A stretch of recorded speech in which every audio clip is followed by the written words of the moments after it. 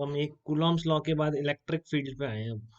Coulomb's law successfully खत्म करने के बाद हम इलेक्ट्रिक फील्ड की तरफ बढ़ रहे हैं। इलेक्ट्रोस्टैटिक में इलेक्ट्रिक फील्ड क्या होता है? स्पेस और रीजन इन विच, स्पेस और डेफिनेशन तो आपको मिल जाएगी, स्पेस और रीजन, ठीक है ना, जिसमें कि आपका मान लीजिए कोई स्पेस है, यहाँ पर कोई क्यू चार्ज पार्टिकल आके अगर इस पे इलेक्ट्रिक फोर्स लग जाएगा, ठीक है ना, इस पर क्या लगेगा? Electric force. मैग्नेटिक फोर्स की बात नहीं कर रहा हूँ, तो केवल फोर्स लिखना गलत हो जाता है, क्योंकि चार्ज पार्टिकल पर फोर्स मैग्नेटिक फील्ड की वजह से भी लग सकता है, बट अगर इलेक्ट्रिक फोर्स इस पर लग रहा है, ठीक है, तो ये पूरा स्पेस और रीजन क्या कहलाता है? इलेक्ट्रोस्टैटिक फील्ड या इलेक्ट्रिक फील्ड कहलाता है,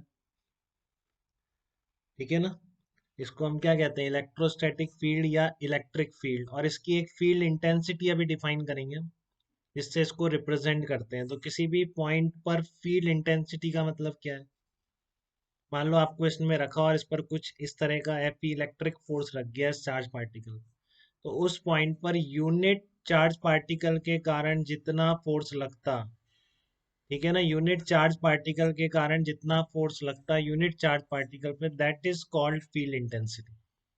क्योंकि कुछ पैरामीटर चाहिए था ना बेटा किसकी स्ट्रेंथ को जज करने के लिए, क्योंकि कहते हैं कि मान लो आपके ने लिखा कि 10 कूलॉम फोर्स पर एक में 100 न्यूटन लग रहा है एक फील्ड में, ठीक है ना, दूसरे में 20 कूलॉम पे 100 न्यूटन लग रहा है, तो कौन सा फील्ड ज्यादा स्ट्रांग है? ठीक है ना। तो आप खुद ही क्या करते?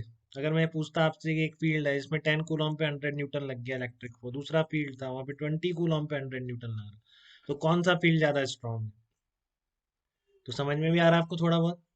ठीक है ना। किसको बोलूंगा मैं? आप 1 कूलॉम से चेक करेंगे 1 कूलॉम पे कैसे लग रहा है, तो उसको एक स्टैंडर्ड क्वांटिटी डिफाइन करती है ना उसको, कि 1 कूलॉम पे यूनिट कूलॉम पर किसी भी फील्ड में लगने वाला जो फोर्स है that is called field intensity. क्या नाम दे दिया इसको? फील्ड स्ट्रेंथ या field intensity of electrostatic field, ये बोल दिया इसको अपन ने, F vector upon q not. अब ध्यान रखिए इस क्यू नॉट को क्या बोलते हैं? कई बार इसको ऐसे भी लिखते हैं, limit q not tends to zero, ठीक है ना। इसको आप क्या लिखते हैं? कई बार ऐसे भी लिखते हैं, limit q not tends to zero भी लिखते हैं आप, f e vector upon q not. तो q not tends to zero क्यों लिखते हैं? क्योंकि मान लो आपका फंडा ये है कि आप क्यू नॉट चार्ज रख के फील्ड स्ट्रेंथ निकालते हो, और ये क्यू नॉट ही आपका बहुत लार्ज हुआ, इसने ओरिजिनल पॉइंट को, ओरिजिनल फील्ड को ही चेंज कर दिया। ये एक पॉइंट चार्ज क्यू के कारण थी, इस क्यू नॉट ने आके इसको डिस्प्लेस कर दिया, तो फिर आप जो फील्ड निकालने जा रहे थे क्यू नॉट से वो तो चेंज हो गई। तो इसलिए इस क्यू नॉट को बहुत स्मॉल रखते हैं, ठीक है ना। क्यू नॉट को क्या रखते हैं? बहुत स्मॉल रखते हैं। तो ये क्यू नॉट ऐसा जिसमें बहुत स्मॉल वैल्यू क्या कहलाता है? टेस्ट चार्ज कहलाता है। तो टेस्ट चार्ज की डेफिनेशन क्या है बेटा? पॉइंट पॉजिटिव चार्ज, ठीक है ना। पॉइंट पॉजिटिव, पॉइंट चार्ज से होता ही है, साथ में हमेशा टेस्ट चार्ज कैसा होता है? Positive. Point positive charge of very small magnitude, क्या बोल रहा हूँ मैं इसको? Point positive charge of very small magnitude is called test charge. तो आपको फंडा समझ में आ रहा है? आपको फील्ड है उसकी स्ट्रेंथ चेक करने के लिए कुछ यूनिट कूलम का चार्ज, एक बहुत स्मॉल चार्ज क्यू नॉट आपने सेलेक्ट किया, उसको हम क्या बोल रहे हैं? टेस्ट चार्ज बोल रहे हैं। Point positive charge of very small magnet, point charge भी होना चाहिए, इससे इंडक्शन ना हो उसमें, ठीक है। और ये क्या होना चाहिए? बहुत ही स्मॉल मैग्नीट्यूड का, पॉजिटिव के लिए डिफाइन किया है बेटा टेस्ट चार्ज। तो इस पॉजिटिव, तो यहाँ पे पॉजिटिव है, ये आप देख रहे हो इस एक्सप्रेशन से, चार्ज आपका पॉजिटिव है, तो इसका मतलब ई वेक्टर की डायरेक्शन क्या है? वही है जो एफ ई वेक्टर है, ठीक है। तो ये एक वेक्टर क्वांटिटी डिफाइन की है जिसका मैग्नीट्यूड तो यूनिट कूलॉम पे लगने वाला फोर्स हो गया, बट इस फील्ड स्ट्रेंथ की डायरेक्शन क्या होगी? फील्ड स्ट्रेंथ की डायरेक्शन क्या रहेगी? डायरेक्शन रहेगी पॉजिटिव चार्ज पर किधर फोर्स लग रहा है, ठीक है ना। मान लीजिए फील्ड है आपका, ये आपको किसी पॉइंट पर इलेक्ट्रिक फील्ड स्ट्रेंथ की डायरेक्शन देखनी है, तो वहां पर आप पॉजिटिव चार्ज रखिए, उस पॉजिटिव चार्ज पर जिस डायरेक्शन में फील्ड फोर्स लग रहा होगा, ठीक है ना, उस पॉजिटिव चार्ज पर जिस भी डायरेक्शन में फोर्स लग रहा होगा, that is the direction of field intensity at that point. हमेशा डायरेक्शन ऐसे देखेंगे किसी भी फील्ड में, पॉजिटिव चार्ज पर किधर फोर्स लगता है, ठीक है। अब ये इलेक्ट्रिक फील्ड जनरेट कैसे होता है ये मैं आपको बता रहा हूँ, ध्यान से सुन लो। जनरेशन ऑफ ई वेक्टर, तो इसके बारे में 3 पॉइंट है बेटा, पहले तीनों पॉइंट सुन लीजिए आप ध्यान से हमेशा के लिए, या हो सकता है पता भी हो आपको। कि मान लो आपका एक क्यू पॉइंट चार्ज क्यू है और इसकी वेलोसिटी जीरो है, ठीक है ना। आज से दोबारा बताना ना पड़े इन तीनों केस, आगे पूरा इलेक्ट्रोमैग्नेटिज्म इसी से गवर्न है। कि मान लो आपका पॉइंट चार्ज क्यूएस की वेलोसिटी नहीं है, तो इसके चारों ओर क्या होता है? इसके चारों ओर केवल इलेक्ट्रोस्टैटिक फील्ड होता है बेटा, ठीक है ना। इसके चारों ओर क्या होता है, केवल और केवल इलेक्ट्रोस्टैटिक फील्ड होता है, इसके अलावा कुछ नहीं होता है इसके चारों ओर। समझ रहे हैं। अगर आपका पॉइंट चार्ज क्यू के पास वेलोसिटी नहीं है तो इसके चारों ओर केवल इलेक्ट्रोस्टैटिक फील्ड होगा, इसके अलावा कुछ नहीं होगा। अगर इसकी वेलोसिटी तो है बट इसका एक्सेलरेशन जीरो है, कांस्टेंट वेलोसिटी से चल रहा है। ठीक है ना, मगर ये कांस्टेंट वेलोसिटी से चल रहा है तो इसलिए आपका इसमें क्या होगा, और एक्सेलरेशन जीरो है तो इसकी इलेक्ट्रिक फील्ड ई वेक्टर लिख देता हूँ। तो इसके चारों ओर दो फील्ड हो सकते हैं बेटा, इलेक्ट्रिक फील्ड के लिए लिख रहा हूँ ई वेक्टर, ऐसी मैग्नेटिक फील्ड इंटेंसिटी के लिए बी वेक्टर यूज करते हैं। तो अगर चार्ज पार्टिकल कांस्टेंट वेलोसिटी से चल रहा है तो इलेक्ट्रोस्टैटिक फील्ड तो होगा ही, बट वेलोसिटी होने की वजह से उसके चारों ओर वो मैग्नेटिक फील्ड भी प्रोड्यूस करेगा। कितना करेगा ये दोनों, ये सभी अपन करेंगे, ये इस चैप्टर में पढ़ेंगे, ये मैग्नेट वाले चैप्टर में पढ़ेंगे। ठीक है ना, कि कितना इलेक्ट्रिक फील्ड और कितना मैग्नेटिक फील्ड प्रोड्यूस कर रहा है। तीसरी इंपॉर्टेंट बात, अगर पॉइंट चार्ज है, वी भी जीरो नहीं है, ए भी नॉट इक्वल टू जीरो, दोनों है वेलोसिटी और एक्सेलरेशन, तो ये दोनों तो होते ही हैं। बट साथ में क्या होता है, ईएम वेव्स भी प्रोड्यूस करते हैं। ये वाला एनालिसिस बहुत हाई फाई है कि आप तो आगे इंजीनियरिंग में पढ़ेंगे, आप कितनी ईएम वेव्स किस फ्रीक्वेंसी, थोड़ा बहुत हम लास्ट चैप्टर में पढ़ेंगे फर्स्ट बुक के। ठीक है ना। बट आप ध्यान रखेंगे आपके क्वेश्चन में कभी एक्सलरेट कर जाए तो हम तो इस नेगलेक्ट कर देंगे बेटा, ईएम वेव्स का प्रोडक्शन बहुत हाई फ्रीक्वेंसी और हाई एक्सलेशन चाहिए होते हैं। ठीक है ना। तो हम तो हमेशा इसका, अब मैं बिल्कुल एनर्जी कंजर्व करूंगा, दो चार पार्टिकल भाग रहे हैं एक दूसरे की तरफ, अभी एक्सलरेटेड है बट मैं बिल्कुल एनर्जी कंजर्वेशन कर दूंगा, तो वहाँ ये डाउट नहीं आना चाहिए कि सर ये ईएम वेव्स तो प्रोड्यूस करेंगे, ये हमारे कोर्स में ही नहीं है। करता है एक्चुअल में, करेगा, बट हम वो सब नेगलेक्ट करेंगे। हम फटाफट इसकी एनर्जी कंजर्वेशन और वो सब लगा देते हैं। ठीक है, तो वहाँ मत कहना सर आपने तो कहा था कि एक्सलरेट हो रहा तो एनर्जी ईएम वेव्स में जा रही है, बिल्कुल जा रही होगी, प्रैक्टिकल रिजल्ट से डिफरेंट आएंगे जो आप कंजर्वेशन से रिजल्ट निकालेंगे। बट हम लगाएंगे, फिर वहाँ ही नहीं सोचेंगे ईएम वेव्स से इसलिए छोड़ के आ गए, ऐसा नहीं करेंगे। होती हैं प्रोड्यूस, बिल्कुल होती हैं अगर एक्सलरेटेड चार्ज पार्टिकल्स है। बट जैसे हम हमारे केस में क्वेश्चन आता है पॉजिटिव नेगेटिव एक दूसरे की तरफ भाग रहे हैं, तो हम मजे से इनमें एनर्जी कंजर्वेशन लगाते हैं। इनकी एनर्जी भी याद कर लेंगे हम, k Q1 Q2/R इस तरह से। तो वो सब चीज़ें अप्लाई करेंगे, but basic cause charge particle का ये गेम है बेटा।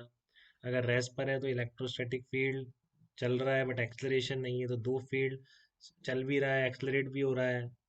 ठीक है, तो आपके तीन फिनोमेना हो जाते हैं, इलेक्ट्रिक फील्ड भी होता है, मैग्नेटिक फील्ड भी होता है, साथ में ईएम वेव्स का प्रोडक्शन भी होता है।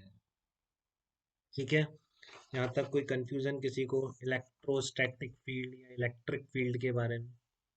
अभी मैं इसको इलेक्ट्रोस्टैटिक फील्ड ही बोल रहा हूँ अभी। ठीक है ना। तो इसके जनरेशन के दो रीजन हो सकते हैं, electric field can be generated by D, तो मैंने जनरल चार्ज पार्टिकल के लिए बता दी। बट इस खुद का जनरेशन के भी दो मेथड हो सकते हैं इलेक्ट्रिक फील्ड के बेटा। ठीक है ना, इलेक्ट्रिक फील्ड जनरेशन के भी दो मेथड हो सकते हैं। या तो ये हो सकता है क्यू चार्ज पार्टिकल के कारण, जो आपने पढ़ा भी, जो हम इस चैप्टर में पढ़ने वाले हैं। ठीक है ना, चार्ज ऑब्जेक्ट के कारण जब जनरेट हो रहा है तो इस केस में इसको क्या बोल देते हैं, मेनली इलेक्ट्रोस्टैटिक फील्ड। ये वो कहलाता है इस केस में जब चार्ज ऑब्जेक्ट के कारण जनरेट हो रहा है, किसी भी चार्ज ऑब्जेक्ट के चारों तरफ होगा इलेक्ट्रोस्टैटिक फील्ड।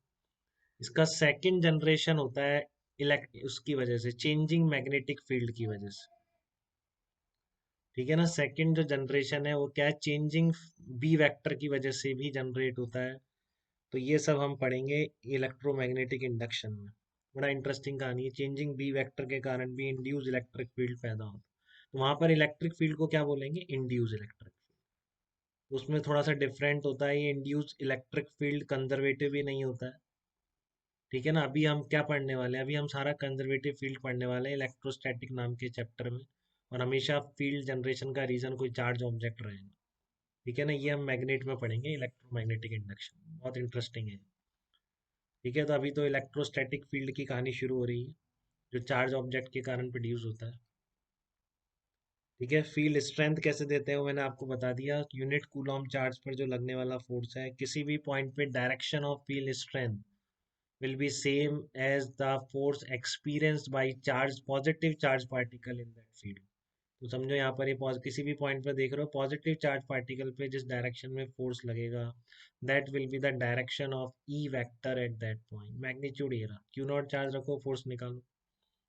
ठीक है, तो यहाँ तक आपको इसमें दिक्कत तो नहीं है, सब लिखा हुआ भी मिलेगा आपको अच्छी तरह, जैसे ये लिखा हुआ है इलेक्ट्रिक फील्ड स्ट्रेंथ। ठीक है, F vector by Q not, force experience by charge. अच्छा, इसका उल्टा भी यूज होता है, बहुत यूज होगा। अगर आपका चार्ज पार्टिकल क्यू है और आपने इलेक्ट्रोस्टैटिक फील्ड में रख दिया जहाँ पर फील्ड इंटेंसिटी ई वेक्टर है, तो उस चार्ज पार्टिकल पर फोर्स कितना लगेगा, क्यू नॉट इंटू ई। ये उल्टा भी ज़्यादा यूज होगा, ये तो मतलब यूज करेंगे ही नहीं अपन, जस्ट डिफाइन करने के लिए। हम क्या करेंगे, फील्ड इंटेंसिटी निकालने के बहुत सारे मेथड होंगे हमारे पास, डिफरेंट डिफरेंट कॉन्फ़िगरेशंस के कारण। तो उस कॉन्फ़िगरेशन में कहीं पे चार्ज पार्टिकल रख देगा पॉइंट चार्ज और पूछेगा फोर्स की डायरेक्शन बताओ, तो कैसे होगी, क्यू इंटू ई वैक्टर के अकॉर्डिंग निकलेगी। ठीक है, किसी तरह का कोई डाउट, कोई कंफ्यूजन यहाँ तक बेटा किसी बच्चे को? बात क्लियरली समझ में आ गई क्या सबको, कैसे देखनी है डायरेक्शन फील्ड इंटेंसिटी की? तो नेगेटिव चार्ज पे जो फोर्स लगेगा वो ये वेक्टर के अपोजिट लगेगा बेटा, ध्यान रखो। आप इस फार्मूले में क्यू नॉट को विद साइन यूज करोगे, पॉजिटिव चार्ज पर फोर्स आता है ई वेक्टर के अलोंग, नेगेटिव चार्ज पर फोर्स आता है ई वेक्टर के अपोजिट डायरेक्शन। ठीक है ना, लिख भी रखा है मैंने, E vector is a vector quantity of direction at a point will be same as direction of force experienced by positive charge particle placed at that point. ठीक है, तो ये field strength, field intensity, electrostatic field था। अब हमारा purpose next lecture से रहेगा different different configurations में फील्ड इंटेंसिटी निकालना, फिर कुछ की हम याद भी कर लेंगे। जैसे स्टैंडर्ड आएंगे अपने चार, finite wire, infinite wire, ring, disc, इन सब का अपन याद कर लेंगे। उसके बाद भी बहुत चीज़ों के अपन याद करेंगे field, but upon Gauss law के बाद फिर याद करेंगे। अभी हम चार बेसिक रखेंगे अपने, एक आर्क और आ जाएगा। ठीक है ना, एक तो infinite wire, finite wire, arc, ring और डिस्क, इनके कारण फील्ड हम नेक्स्ट लेक्चर से डिस्कस करेंगे। ठीक है, और फिर प्रॉब्लम्स भी करेंगे उसकी। और कोई डाउट